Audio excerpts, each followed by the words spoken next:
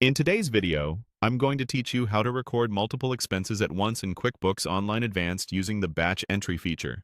We'll move through this process together so you can save time and keep your books accurate. Start by signing in to QuickBooks Online Advanced on your desktop browser. Using a desktop makes it easier to see all the fields and columns you'll be working with. Once you're in, look to the left menu and open Bank Transactions. This is where QuickBooks groups activity tied to your connected accounts, and it's the right place to batch enter spending.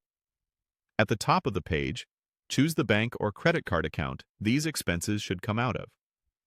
This selection matters because every expense you add will post against that specific payment account.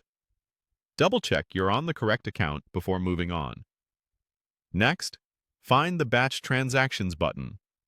In some layouts, you might see Batch Actions instead. Either is fine. Click it, then choose Expenses as the batch type.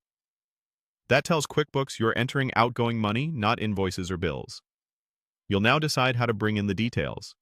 If you already have a CSV file, click Upload and follow the prompts. Make sure your columns align with what QuickBooks expects: payee, payment account, category, date, and amount, and that your dates and amounts use consistent formatting. If you're entering by hand, click the plus sign labeled Add Expense. This opens rows where you can quickly enter each expense. For each expense, fill in the payee, which is the vendor or person you paid. Choose the payment account, which should match the bank or card you selected earlier. Pick the category or account that best describes what you bought, like office supplies, utilities, or travel. Set the payment date and then type the amount. Keep amounts positive and use the correct date format for your region. If you see optional fields like memo, feel free to add context, but it's not required. Repeat those entries for every expense you want to include in this batch. A helpful tip: keep an eye on category consistency so your reports stay meaningful, and make sure the payee names match your existing vendor list to avoid duplicates. Before you commit, take a moment to review the entire batch. Scan for missing payees, incorrect dates, or amounts that look off.